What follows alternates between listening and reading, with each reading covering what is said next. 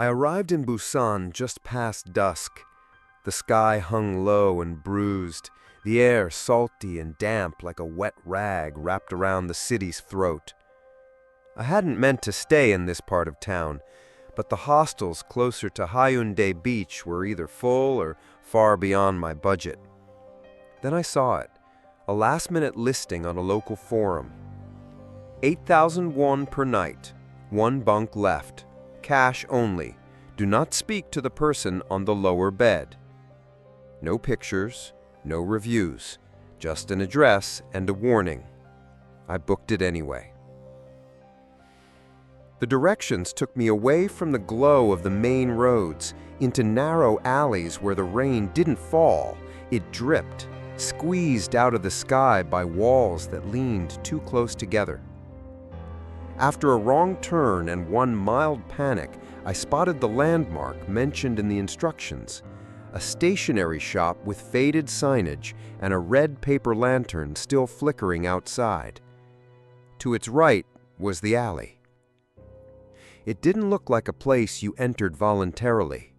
Wooden walls lined each side, carved with eyes, closed eyes, dozens of them, in different expressions, peaceful, pained, terrified. Some looked like they were squeezing shut against something too horrible to witness. I hesitated. But the air was growing colder, I was tired, and it was only for one night. The hostel didn't have a name, just a wooden gate. It creaked open at my touch. Inside was a small courtyard lit by hanging paper lanterns painted with koi fish. They swayed, though there was no wind. The front desk was nothing more than a dark wooden table set against the wall. A woman sat behind it, wrapped in a faded handbook the color of old ashes. She did not smile. She did not speak. She simply pointed to a sheet of paper resting on the table. "Read this out loud." Her English was rough but clear. I looked at the paper. One sentence. "The guest shall not speak to the woman on the lower bunk, nor answer if she speaks first." I almost laughed. Was this a prank? A weird Korean social experiment? But something about the woman's eyes silenced me. They were clouded, almost blind, but sharp at the same time, like she wasn't seeing, but knowing. I read the sentence out loud. The lanterns above us flickered. A bell chimed behind me, soft and slow. She slid a brass key across the table. Room 7, top bunk. That was all. No ID check, no waiver, just that key. I thanked her. She didn't respond. As I turned toward the hallway, she added, almost under her breath, "Don't look too long. She doesn't like being watched." The hallway was long and quiet, lit only by the occasional lantern. Some had gone out completely, leaving stretches of near darkness.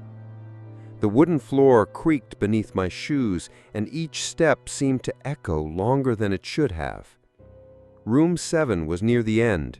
The door was already ajar. Inside, the room was dim, just a small window covered with rice paper letting in the faintest light from outside. 2 bunks, one on top, one below. And someone was already lying on the lower bed. She faced the wall. Long black hair fanned out across a white pillow. A thin hospital-style blanket covered her body from the waist down. But what caught me, what froze me, were her eyes. She was awake, and she was staring. Her head was tilted ever so slightly upward, and her eyes, wide, glassy, unblinking, were fixed on the window. Or maybe on nothing, or maybe on me. She didn't move, didn't blink, didn't breathe, at least not in any way I could see. I stood there for too long. Then I remembered the rule. I climbed up the ladder to the top bunk. The mattress was thin. The frame creaked. I lay there, listening. No movement, no words, only the sound of my own heartbeat, loud and fast in my ears. Eventually, I drifted into something like sleep, not deep, not peaceful, just escape. I woke in the dark. The room was freezing. I sat up. The lantern in the hallway outside room 7 had gone out. Everything was black, except 2 small reflections. Below me, her eyes, still open, still glowing faintly, still staring. I tried to tell myself it was the light from outside, but the window was too fogged to let anything in. I held my breath. She didn't blink, didn't move, didn't sleep. I whispered, so quiet I barely heard myself. "Are you okay?" A pause. Nothing. Then, a soft exhale. But not from her. From the corner of the room. The wardrobe. It had been closed when I came in. Now it stood slightly open, just a sliver, just enough to show blackness inside. And something breathing. Slow, wet, like lungs filled with water. I closed my eyes, tried to convince myself it was all in my head, tried not to think about what would happen if I blinked, because she still hadn't, and maybe she wasn't allowed to. I didn't sleep after that. Not really. I drifted in and out of half-consciousness, heart racing at every creak of wood or shift in shadow. Each time I closed my eyes, I felt her staring, not just from below, but from inside me, like her gaze had entered my bloodstream, pulsing behind my eyelids.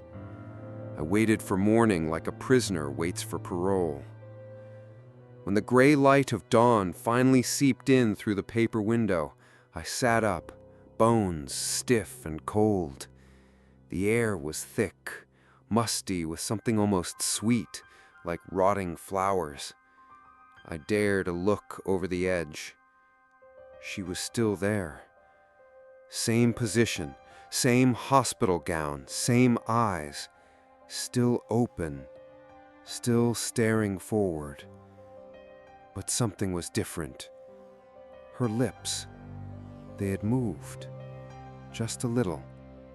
They weren't parted before, but now they were slightly open, as if frozen in mid-whisper. I slid down the ladder carefully, heart thudding. She didn't flinch. I stepped around her, heading for the door, eyes locked on the floorboards, but just as my hand reached the doorknob, "Why did you speak to me?" The voice was soft, dry, like paper tearing inside my ear. I froze. It couldn't be her. It shouldn't be her. I wasn't supposed to speak, and I did. Last night, I whispered to her. Just once. And now. "Why did you speak to me?" she repeated. This time I saw her lips move, barely. Her eyes still didn't blink. Her head didn't turn. I stepped back. My throat tightened. Every cell screamed to run, to bolt from this room and not look back. But I couldn't move. It wasn't fear. It was permission. Like the room had revoked it. Then her hand twitched. Just one finger, the smallest one, a tiny curl inward, and I ran. The hallway was empty. The lanterns flickered as I passed, but none went out. My footsteps sounded too loud, like the wood was amplifying my panic. At the front desk, the woman in the gray hanbok sat exactly as before. I skidded to a stop. She didn't even look up. I spoke. She spoke to me. The woman lifted her gaze slowly. Her eyes were dull as dirty marbles. Did you speak first? No, I lied. She did. Then you are still safe. She turned her attention back to the table, where a small bowl of cold congee steamed faintly. I swallowed hard. She was right. I had whispered to her the night before. Just 2 words. Are you okay? 2 words that now felt like a trapdoor beneath my feet. I left the hostel that morning with my backpack slung over one shoulder, determined not to come back. I walked the streets of Busan without direction, letting the crowd pull me along like driftwood in a current. I ended up at a chain cafe, ordered something hot I didn't want, and sat facing the window. My hands wouldn't stop shaking. Every time I blinked, I saw her face, that vacant, fixed expression. Eyes that didn't see, and yet saw everything. I pulled out my phone and opened my notes app. I started typing. Something's wrong with the hostel. Room 7. There's a girl, she never blinks, and last night... The app closed itself. I blinked. Tried again. This time, the keyboard stopped responding when I typed Room 7. I switched to my messaging app and tried sending a voice note to my friend in Seoul. I hit record, spoke for 20 seconds, then hit play. Silence. The entire recording was blank. No sound, no static, not even background noise, like I hadn't spoken at all. I walked back by instinct, not choice. Every road I tried to take away from the hostel bent inward. The map on my phone wouldn't load. My signal vanished when I stood near a temple. People on the street blurred at the edges like reflections in moving water. The only thing that stayed sharp was the alley and the eyes carved into its gate, waiting, closed, but not blind. The desk woman greeted me with silence when I returned. This time, she didn't even lift her head. The key to room 7 was already waiting on the desk. I hadn't asked for it. I hadn't said anything. But it was there. I took it. My fingers burned where the brass touched my skin. Room 7 felt colder than before. The light from the hallway lantern flickered behind me as I entered. The door closed by itself with a long, slow groan. She was in the same position, back turned, facing the wall. Eyes, somehow, still open. I didn't speak. I climbed the ladder, laid down, waited. My eyes burned with exhaustion, but I couldn't close them. I knew that if I did, she would answer again. Or worse, she might move. Sometime after 2 a.m., I heard the ladder creak, softly. Once, then again. Too slow for a person climbing, too slow for wind. I held my breath. The sound stopped. And then came a second sound. Breathing, right beside me. But I didn't look. I couldn't, because I remembered what she said. Why did you speak to me? I stayed in room 7 for 4 more nights. I don't know why. I didn't plan to. I tried to leave, twice, but each time something happened. The street outside looped back to the alley. My hotel reservation was canceled due to error. One morning, my shoes were soaked through with seawater. though I hadn't been anywhere near the beach. The woman downstairs no longer acknowledged me at all. She simply placed food on the desk and stared ahead. I ate once. It tasted like paper. On the 5th night, I didn't climb to the top bunk. I sat at the edge of the bottom one, stared at her face. She didn't react. Her eyes were open, of course. I reached toward her cheek, stopped an inch away. She blinked, just once, and smiled. Not with her lips, but with her eyes. Like something inside her had waited so long for this moment. That was when I heard the wardrobe creak open again. And this time, it didn't close. I didn't remember falling asleep, but I remembered waking up and knowing something was wrong. Not in the way nightmares wake you, sweat and confusion and relief. No, this was colder, deeper, a waking that felt like surfacing from someone else's dream. And the bed was no longer mine. The ceiling was too low, the air too still. I tried to move, but my limbs were slow, heavy, like wrapped in damp cloth. Then I realized I wasn't on the top bunk. I was on the bottom. Her bed, the one she never left. And she was gone. I sat up fast, panic shoving through my chest like a cold hand. The top bunk above me creaked.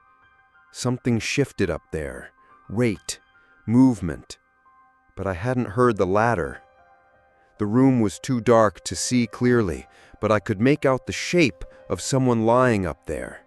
Exactly where I had been. Exactly how I slept. I called out, reflexively, stupidly. "Hello?" The figure didn't move. Then I heard the wardrobe creak. Slowly, cautiously, just a few inches. It didn't open all the way. It never did. The lights flickered, then blinked out completely. In the dark, the sounds became clearer. Soft, dragging breath. 2. No, 3. One from the top bunk, one from the wardrobe, and one right next to me. My hands trembled as I reached for the matches I kept in my backpack. Struck one. The flame stuttered, casting long, jagged shadows across the walls. The top bunk was empty, but the outline remained burned in the mattress, a dent in the shape of a body, still warm. I turned. The wardrobe door was fully open now. Inside, hanging neatly, a hospital gown. Not 1, 3. All stained at the cuffs with something dark and dried, all with the same number stitched into the collar. 7B. And then I saw the bed behind me, the one I had been lying on. It was empty, but not quite. The blanket had been pulled up halfway, and 2 wet handprints pressed into the pillow, as if someone had lain there with their face down and cried into the fabric. The next morning, the desk woman finally spoke again. She didn't ask how I slept. She simply said, "She likes you." I opened my mouth to ask who, but the question died in my throat. She smiled, small, sharp. "Room 7 never liked anyone before. You must have done something special." I said nothing. She continued, ladling congee into a cracked porcelain bowl. "Don't try to move bunks again. It confuses her." I blinked. "What do you mean, confuses?" "She doesn't understand whose bed is whose anymore." The congee steamed between us. "And neither do you." That afternoon, I searched the internet again. Different keywords, different search engines. trying to avoid whatever blocked me before. Still nothing. No listings, no records, no mention of a hostel near the alley of carved eyes. No maps showed room 7. I took photos of the wardrobe, the carvings, even the dented mattress. But each time I checked the photos, they were blank. Not black, just nothing. Like the camera had never been opened. Only one photo came out. A blurry Polaroid I took with a cheap instant camera I found at a market stall. It showed my bed, top bunk, and something hanging from the underside. A pair of hands. Just fingers, pale, curling slightly around the slats. That night I tried not to sleep. I drank coffee, sat against the wall, listened. The air in room 7 had grown heavier, like breathing through steam. I didn't blink much anymore. I was too afraid she would. Around 3 a.m., the mattress shifted. Not mine. Hers. I looked down. She was still lying in the same position. But now, she was smiling. Wide. Wrong. Too many teeth. And her eyes, still open, were glassy with joy. Then she moved her lips again. I leaned closer, trying to hear. "You're on my side now." I snapped back, hit my head on the top bunk, climbed up fast, like a child escaping a monster under the bed. But as I lay back down, my body stiff, I heard a new sound. A hum, low, vibrating, coming from the mattress itself. It wasn't a sound I heard, it was a sound I felt, in my spine, in my ribs. The bed was humming, like it was dreaming. When I woke, my fingers were pruny, like I'd been soaking in water all night. But I hadn't showered. My sheets were damp, smelled like salt. There was sand in my hair. I asked the desk woman what was happening. She didn't look up. That's not a question she likes. I asked anyway. Who is she? This time she paused and said something I hadn't expected. You've already met her, before the hostel, before Busan. What do you mean? She waits in the rooms people forget, in the corners you never clean, in the place between sleeping and waking. That's not an answer. Neither is the question. I returned to room 7, shaking. It felt smaller, not physically, but like it was growing inward. The walls were closer, the ceiling lower, the air tighter. And the mattress, it was wet again. But this time, there were footprints on the top bunk, leading toward the pillow, as if someone had stood there, watching me sleep. I stopped asking what day it was. Time inside room 7 didn't work like time outside. Every night bled into the next, and the room never changed, but I did. The circles under my eyes darkened. My voice grew quieter. I barely recognized myself in the bathroom mirror. Worse than that, sometimes the mirror didn't reflect me at all.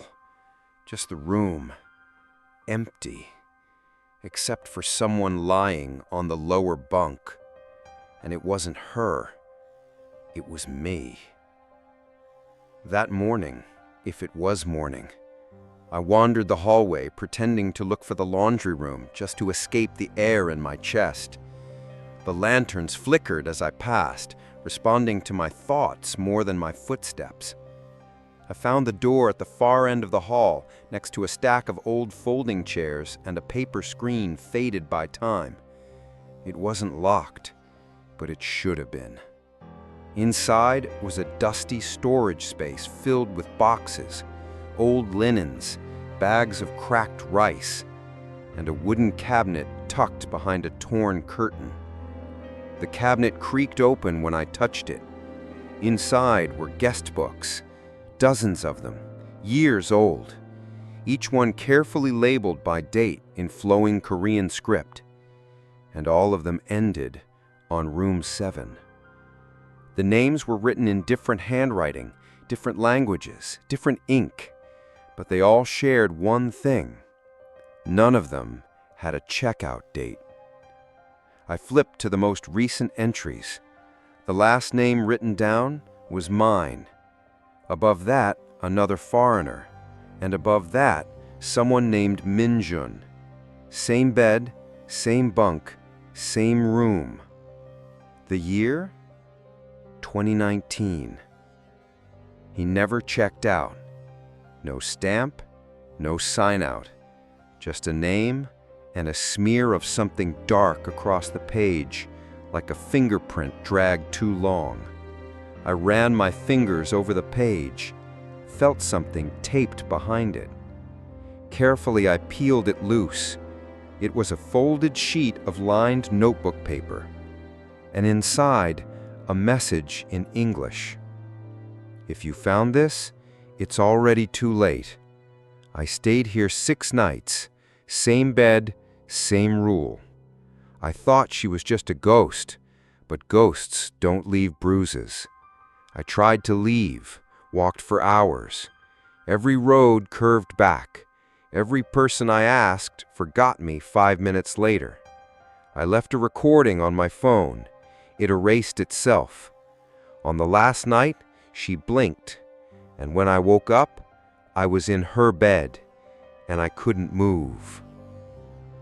The handwriting grew shakier after that, like it was written while the person was lying down, or fading. She doesn't want you to die. She wants you to stay, because every bed needs a body, and every watcher becomes the watched. I dropped the paper. My hands were trembling. I turned back toward the hallway, and there she was, standing, just outside the doorway, still, watching, her hair wet, her hospital gown clinging to her shoulders, eyes open and smiling. I blinked. Just once, and she was gone. I ran back to room 7, closed the door, pushed the desk in front of it. The wardrobe rattled softly, as if protesting my return. The top bunk had no weight, but it felt full, like someone had just rolled over. I reached beneath the mattress, desperate for proof that I wasn't the first one to be trapped here.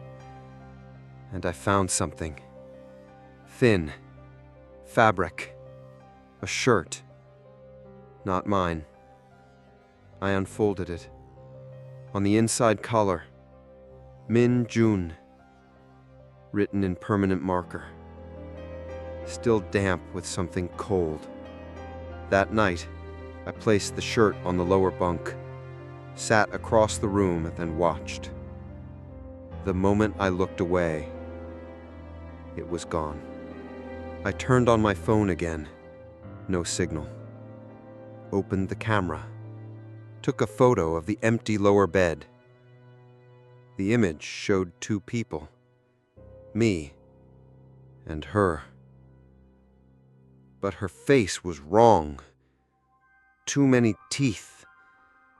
Too many eyes, stacked where her forehead should be. And her hand?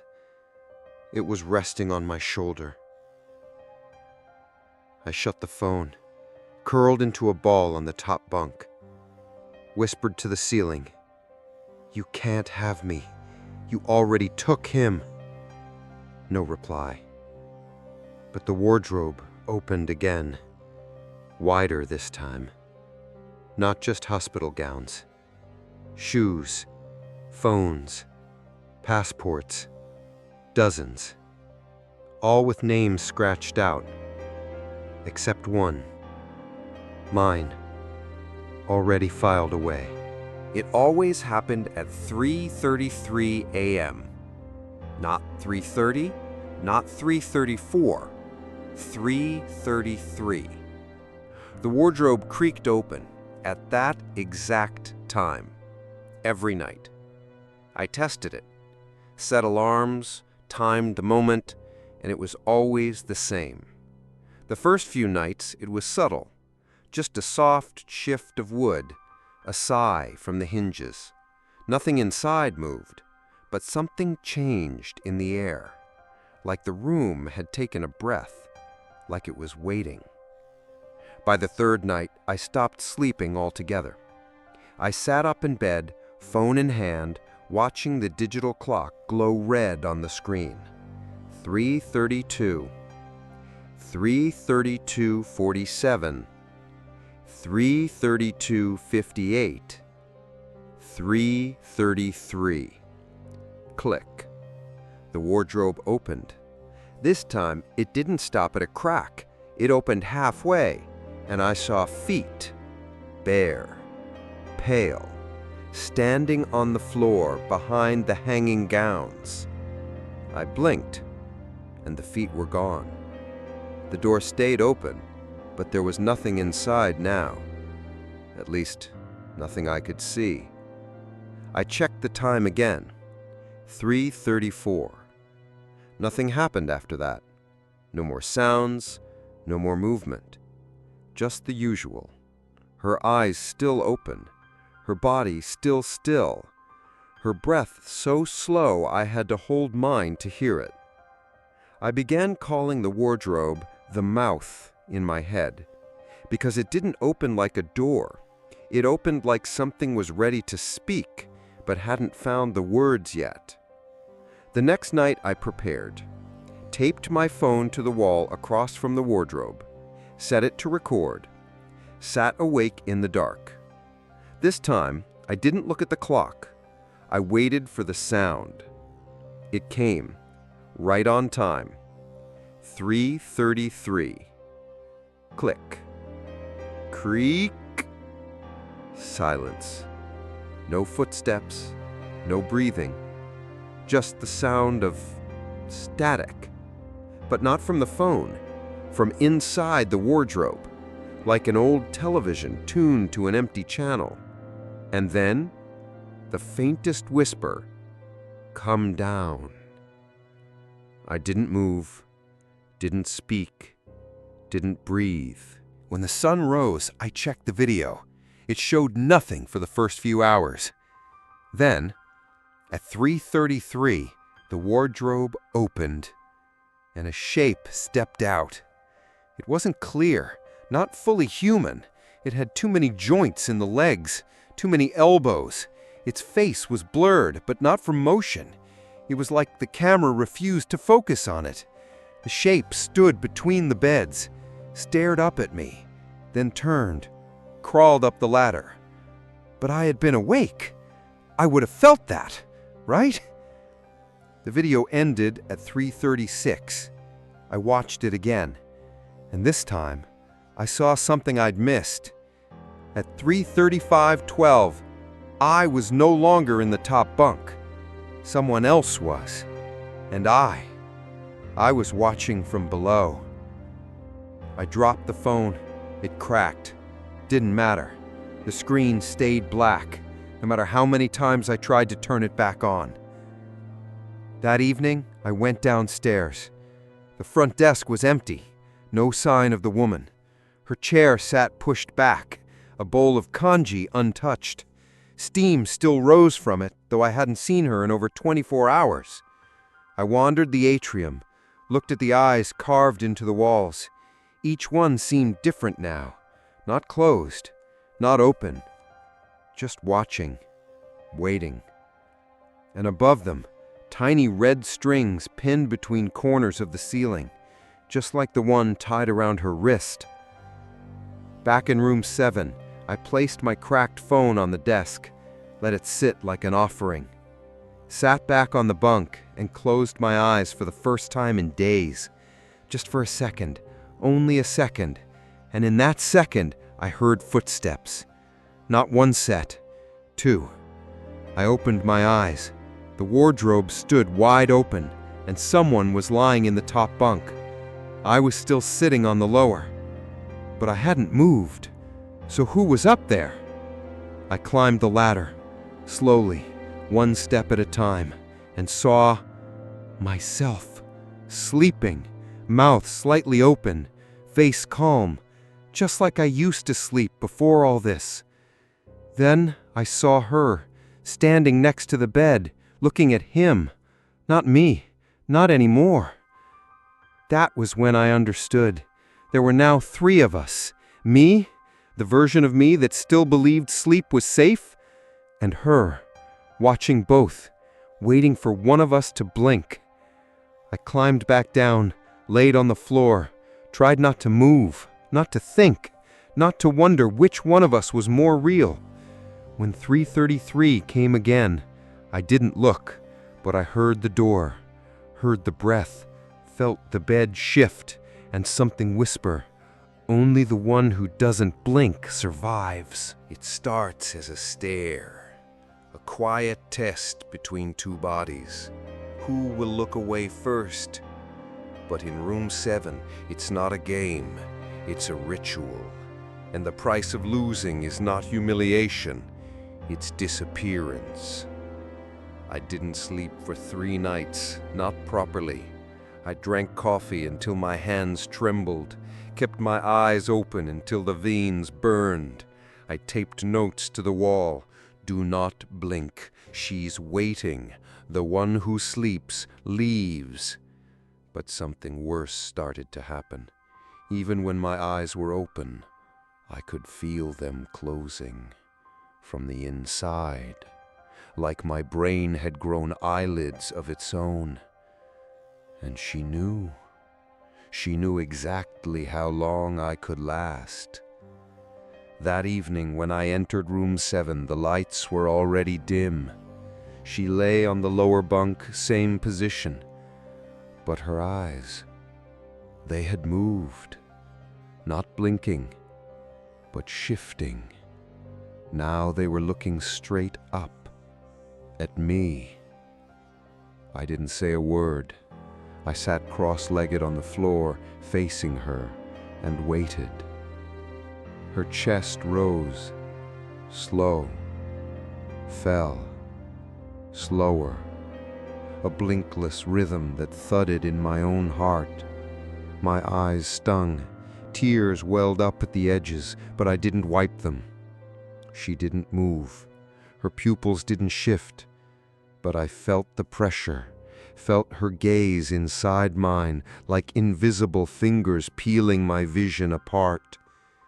I turned away just for a second to breathe, and when I looked back, she was sitting on the bed, still facing the wall, but upright now, and her neck was twisted slightly, not enough to break, just enough to hear the crack, and her voice returned, dry, soft. You blinked.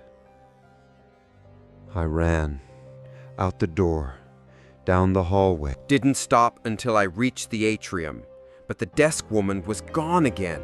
No bowls, no candles, just a mirror, leaning against the wall where her chair used to be. It hadn't been there before. I approached, looked in, and screamed, because it wasn't me, not fully, not anymore.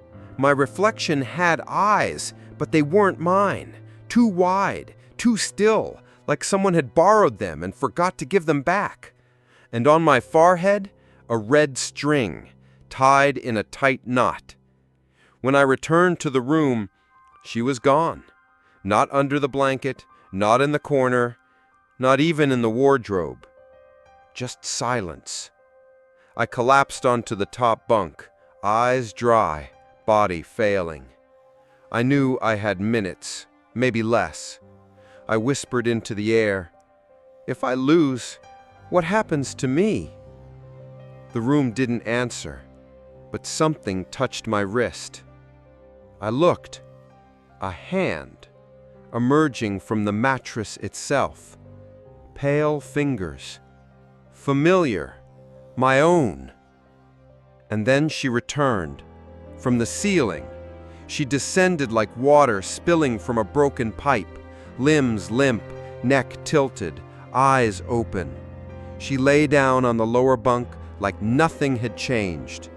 But everything had, because now there were two of me.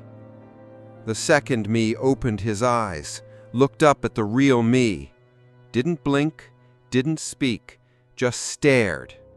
And I understood. It wasn't about her anymore. It was between us. The game had begun. That night I taped my eyes open, used medical tape for my backpack, tied my wrist to the bedpost, whispered prayers to gods I didn't believe in. Then I waited, watched, felt the room breathe, felt him shift beneath me, felt her watching from nowhere and everywhere.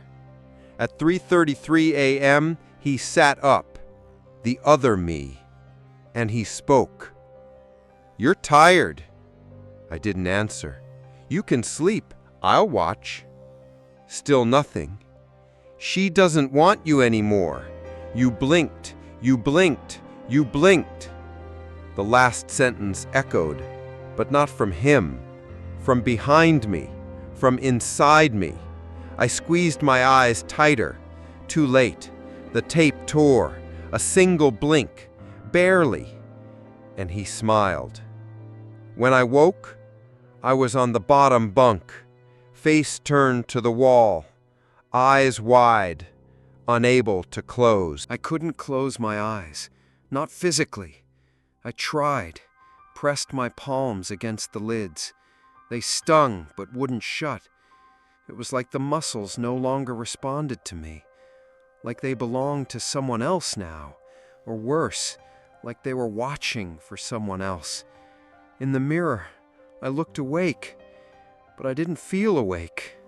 I felt buried, somewhere behind the glassy stare, like I'd been shoved into the back seat of my own mind. The real driver, still learning the controls. And then came the red thread.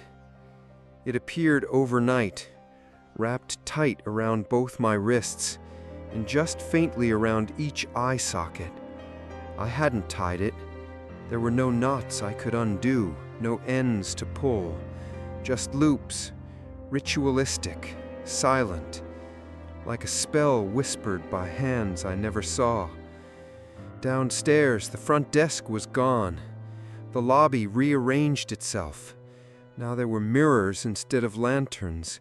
Each showed me at a different age, asleep, eyes closed, peaceful.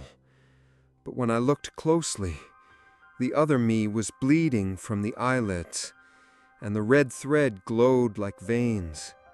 I searched the building for answers, any answers, and I found them. Not in books, not on websites, but carved into the wardrobe, beneath the hospital gowns, on the inside wood, in Korean, crisp, straight strokes, etched by someone deliberate. I copied them onto paper, showed them to a vendor near the market. She looked once, then threw the paper into a drain. She said, "Don't read old death-binding scripts, especially if they're still alive." That night, the wardrobe didn't open at 3:33. It was already open, waiting. Inside was no longer fabric. It was a hallway, impossible geometry, dark and wet like tunnels under skin. The walls pulsed. Something walked at the far end. I shut the door, turned back. She was standing beside the bed, not in it, beside, eyes wide, but not hers. They were mine. She had taken them, swapped them while I stared too long. My reflection blinked, but I didn't, because I couldn't anymore. That was when I understood the red thread wasn't a protection. It was a containment, to keep something in. The thread didn't stop spirits from entering. It stopped them from leaving. My vision blurred for a moment, and I saw it. Not her face, but the thing inside her. A mass of watching eyes, a mouth stitched shut by red string, fingers curled around eyelids, holding them open as if afraid of what would happen if they ever closed. Back in the room, I saw the warning again, on the underside of the top bunk. Someone had scratched it with their fingernails. Never untie the red thread.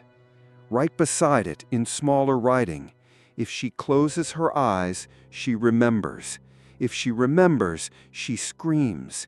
And if she screams, she wakes the others. That night, I dreamed of her eyes closing, just for a moment. And in that moment, the floor of the hostel cracked open. I fell through it endlessly, surrounded by beds and limbs and hundreds of red strings floating like jellyfish tentacles, all tied around eyes, all watching me fall. When I landed, it was on the lower bunk. Again. Always.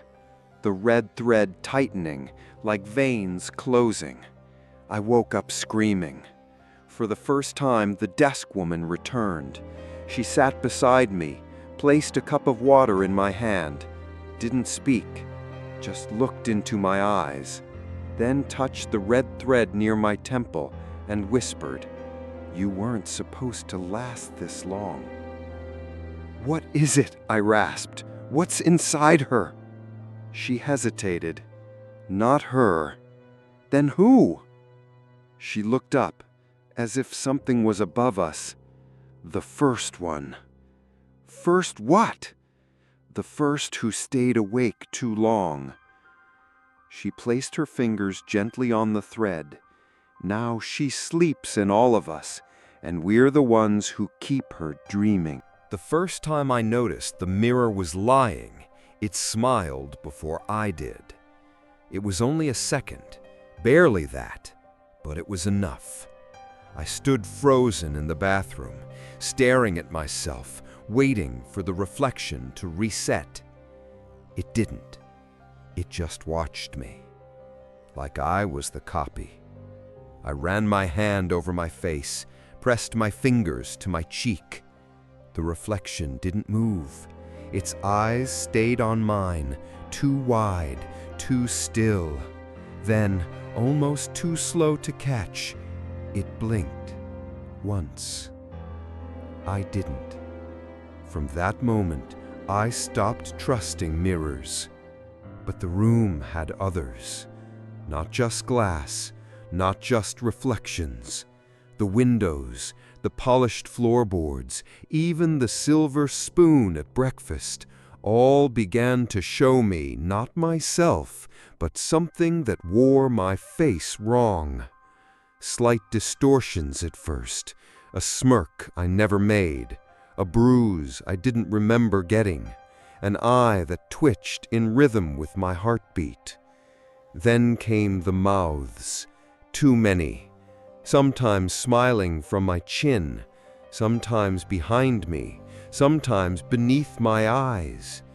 The desk woman offered no comfort, only more silence, until one day she handed me an envelope. Inside, a photo, black and white, faded, room 7, decades ago. Same beds, same window, and someone on the top bunk, asleep, peaceful. Below him, 5 people, all wearing his face, some with eyes closed, some open, all with red thread sewn into the skin. She spoke for the first time in days. She's not trying to replace you. Then what?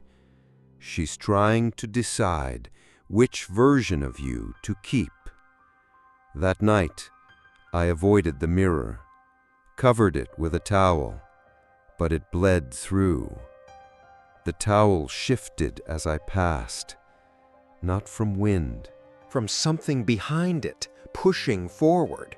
So I turned the mirror around, faced it toward the wall.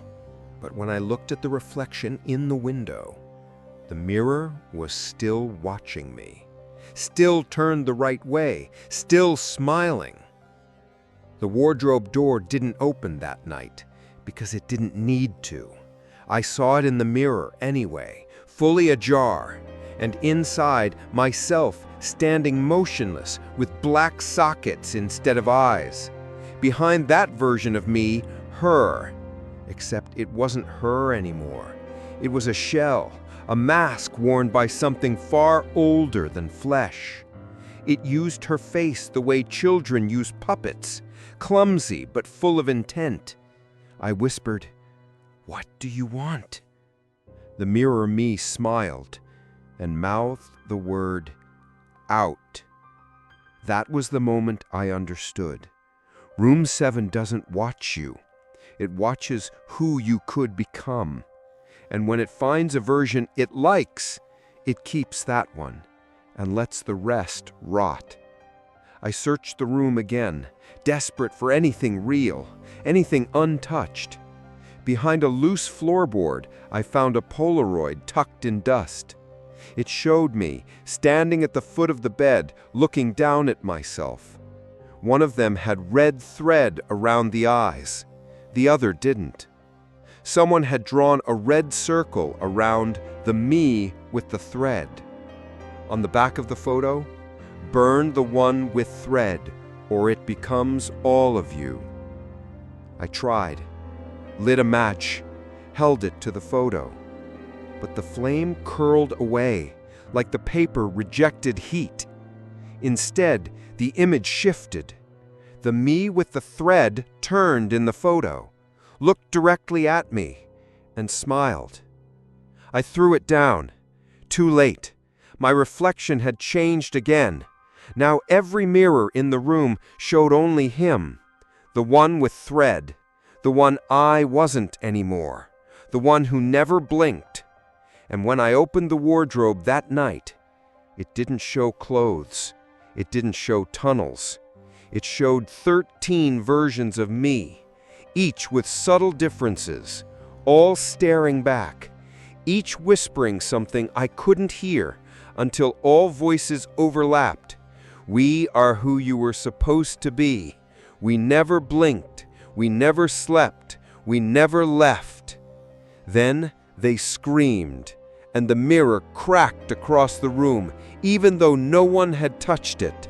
It started whispering in my voice, not hers, not some ancient dead language, my voice, exactly how I sound when I'm scared, when I'm begging, when I'm lying. The wardrobe didn't creak open anymore, it just spoke. Always at night, always when I was alone, always just out of view. At first it said simple things. "Are you awake? It's cold tonight. You look tired." I ignored it, buried my head under the pillow, but it kept going. It knew everything. "Remember the time you broke your arm falling from that tree? Your mother used to hum in E minor when she thought you were asleep.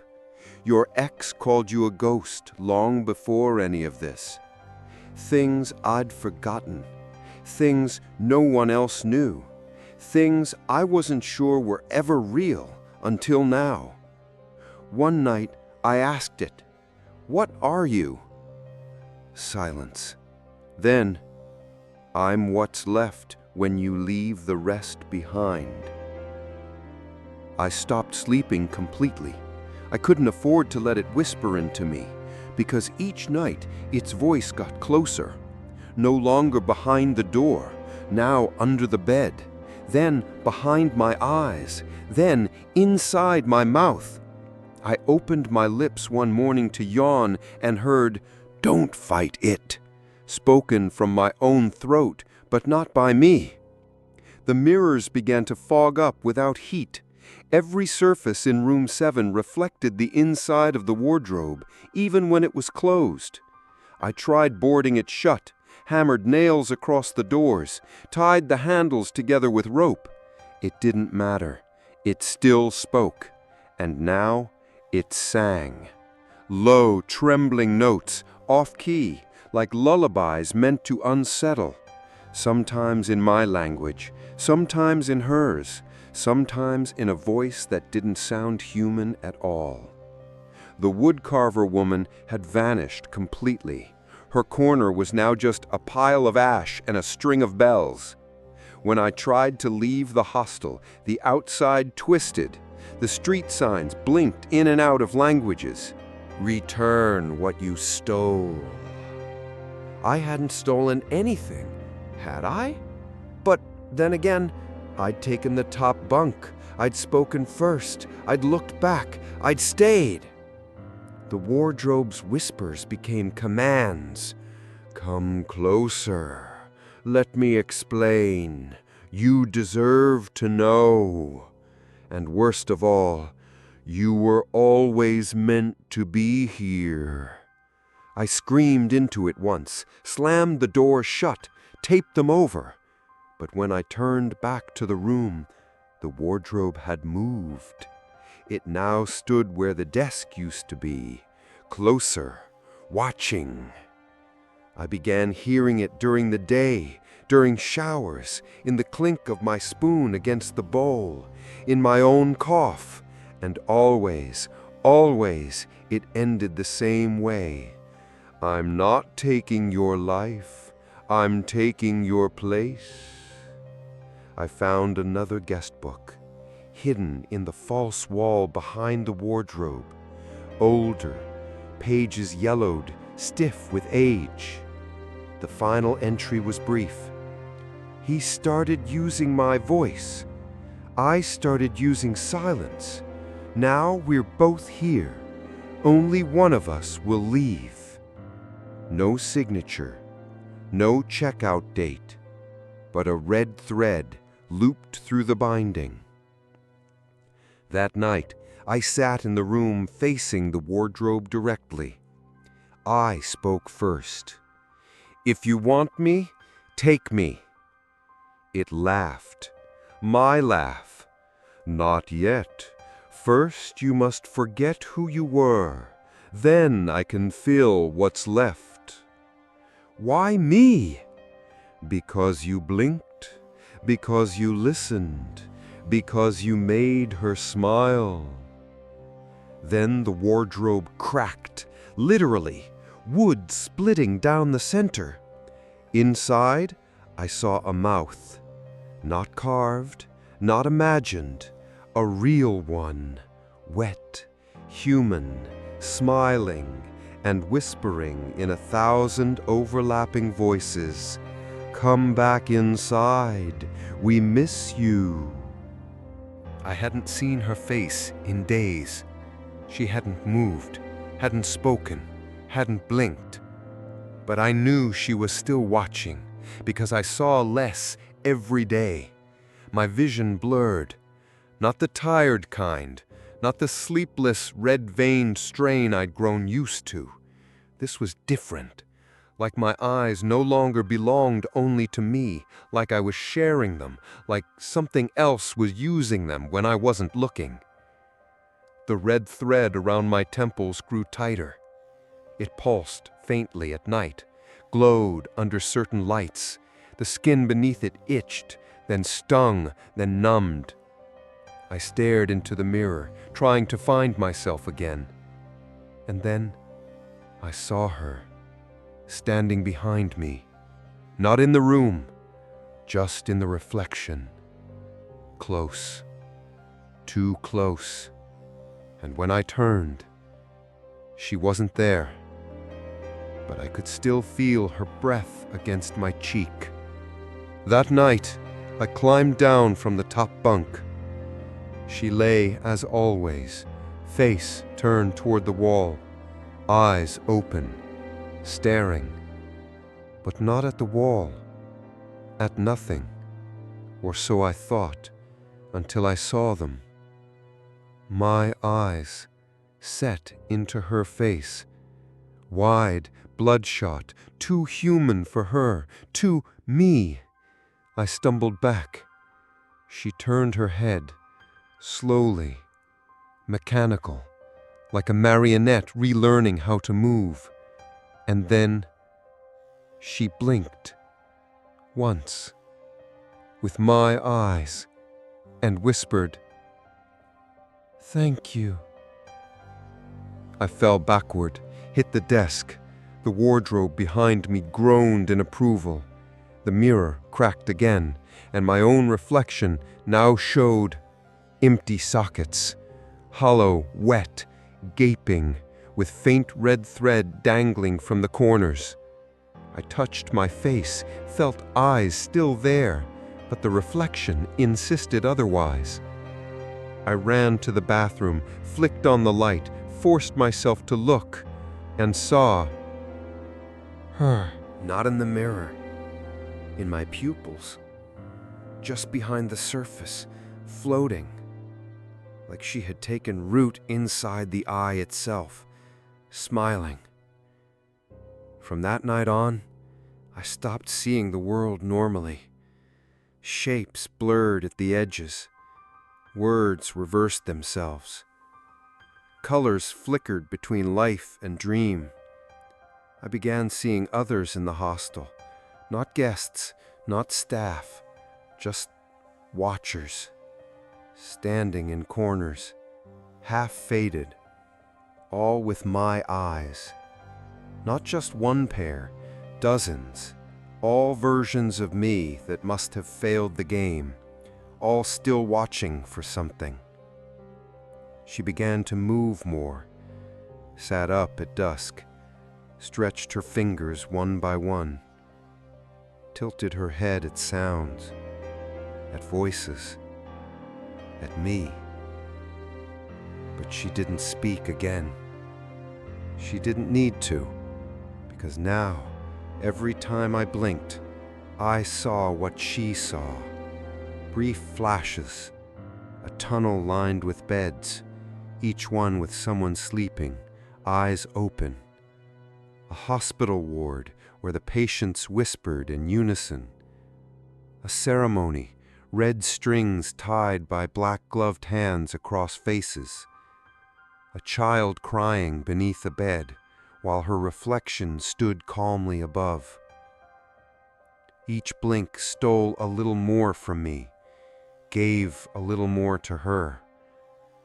I tried cutting the red thread, used scissors, knives, even fire. It wouldn't break, wouldn't burn. But once, it sang. Just a note, just one. But the air around me shifted like glass cracking. And from the wardrobe I heard, "Do that again, and we all open our eyes." The desk woman returned, briefly, just for one night. She left a bowl of water on the floor and whispered, "You're almost done." With what? Becoming. Becoming what? She didn't answer, only looked at me with sadness. And for the first time, I noticed her eyes. They weren't hers either. They were stitched, shut, with red thread. And beneath the lids, they twitched, trying to open. The next time I looked in the mirror, I saw the girl standing inside the wardrobe, wearing my body, smiling with my lips, blinking with my rhythm, and whispering with my voice. "I see you now. You're beautiful when you're afraid." I was never alone again, not even in my own body. It started with a twitch, just a pinky. Middle of the night, I sat still, reading one of the notes I'd scratched into the walls, and my right pinky twitched. Not from exhaustion, not from nerves. It moved with intent. I hadn't told it to. Then my shoulder, then my smile, then my voice. At first it copied me, mirrored me, reacted just after I did, like someone watching from behind glass, trying to keep up. Then it got faster. It smiled before I did, laughed before I thought of the joke, walked ahead of me in the mirror. And then one night, it walked out. It stepped from the wardrobe at 3:33 a.m., not crawling, not hiding. It walked. Same face, same posture, same breath, same scar above the lip I got at age 9. It even wore my shirt, the one I had just taken off. It stood at the foot of the bed, looked up, and whispered, "You can sleep now." And for a second, I almost wanted to. The exhaustion ran deep, into the bones, but something in its tone, too gentle, too knowing, reminded me. It wasn't offering, it was replacing.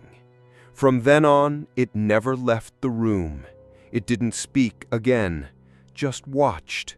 Sat on the desk when I lay down, stood in the mirror behind me while I brushed my teeth, walked ahead of me down the hallway, and when I looked back, it wasn't there. It had only walked in my eyes. The girl, the one with my eyes, became less visible, faded, like a drawing erased gently, but her smile lingered, etched in the mirror, etched in the air. And when I spoke to her, she no longer replied, but he did. My copy, my echo, my replacement. He answered questions before I asked them. He slept in my bed when I blinked too long. And every time I saw myself now, I had to ask, is that me? And sometimes, the answer was no. I began losing moments, blackouts, flashes. One minute I'd be writing, the next standing outside in the alley. No shoes, no memory. And the worst part? My reflection still inside the room, looking out. Once I scratched a word into my arm to remember who I was. Just one word, stay.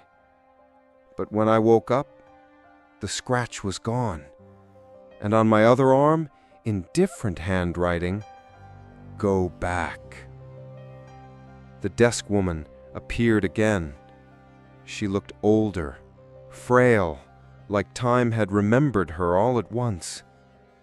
I begged her, help me, please, he's taking everything. She shook her head. He's not taking anything. Then what is he doing? He's becoming you, and you're becoming unnecessary. She pressed something into my palm, a needle, thin, silver. You can't kill him, but you can stop him from finishing. How? Pin the soul before it drifts. She looked over my shoulder. But you have to hurry. He's starting to look more like you than you ever did. That night, I held the needle in one hand, a candle in the other. I watched as he slept in my bed, breathed with my lungs, twitching fingers with my memories.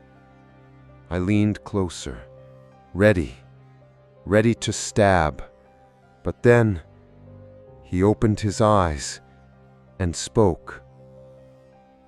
"If you kill me, who will be left to remember you?" I dropped the needle. He didn't move, just closed his eyes again, as if waiting for me to fade.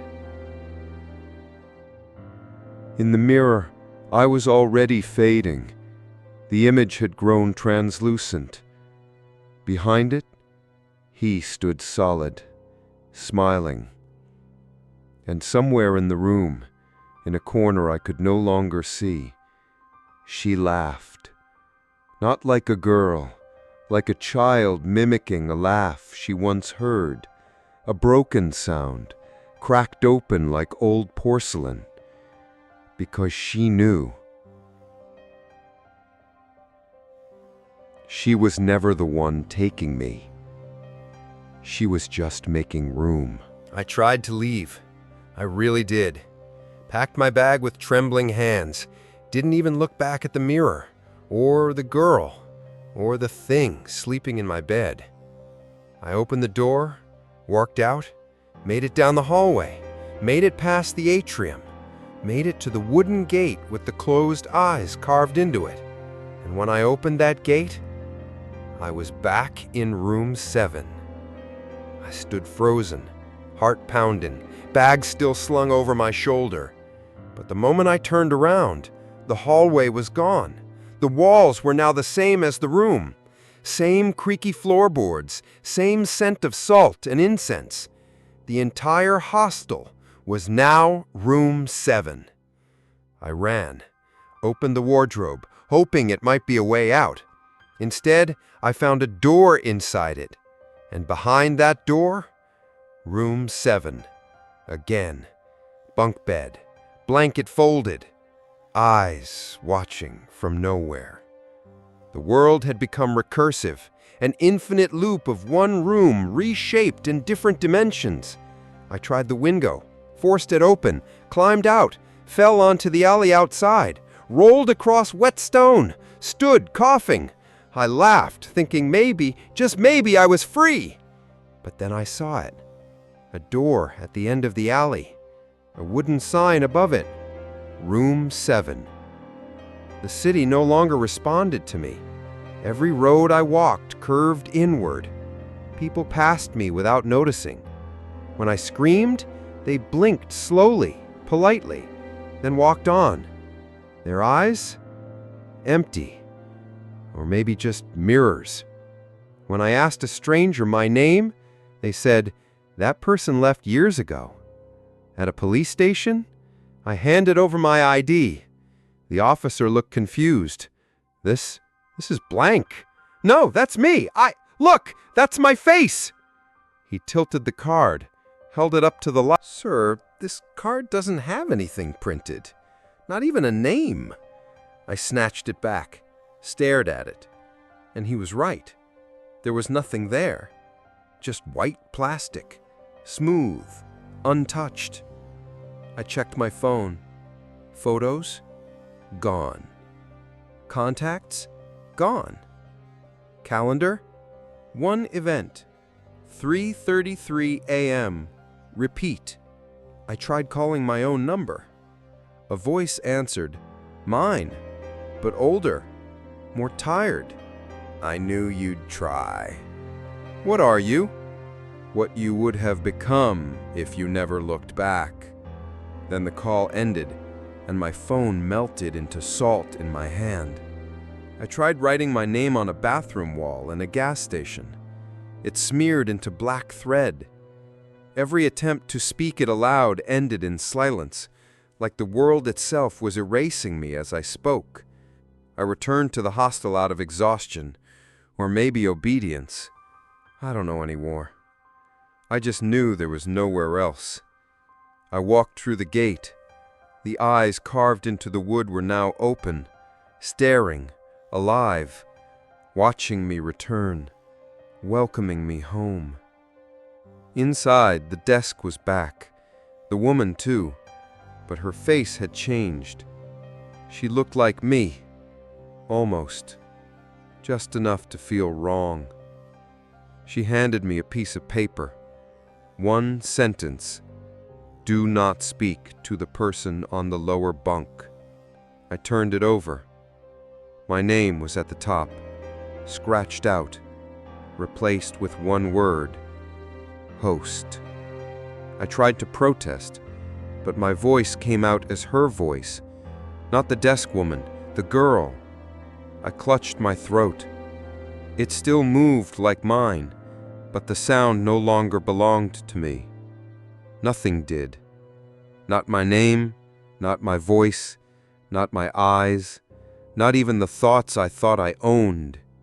That night, the mirror was gone, the bed made, and the lower bunk empty, waiting. The thread was laid out neatly beside it, like an invitation, or an apology, or a sentence. I sat on the edge of the lower bunk, placed the thread around my eyes, and for the first time, I didn't resist, because now I understood. No one lives in room 7. They only serve. Each guest is a guard. Each guard keeps her from remembering. And when she remembers, she wakes up. And if she wakes up, we all disappear. I don't know how long I've been here. Time lost its shape. Days don't start. Nights don't end. There's only one moment that matters now. 3:33 a.m. And it always comes, even when there's no clock, even when I've closed my ears, even when I pray for silence. The bed is no longer mine. It belongs to the next. I lie below now, like she did. Back to the wall. Eyes open. Always open. Because if I close them, she wakes up again. And if she wakes up again, I vanish. I feel her inside me sometimes, like static behind my eyes. She doesn't speak anymore. She listens. She watches what I see, what I remember, and waits for the moment when I get tired, for the moment I ask, why am I still here? Because that's when it begins. That's when the thread loosens. That's when the replacement arrives. And he has. A boy, maybe 20. Tired eyes, lonely smile. He doesn't ask questions, just follows the price tag. 8,000 won per night. One rule: don't speak to the person on the lower bunk.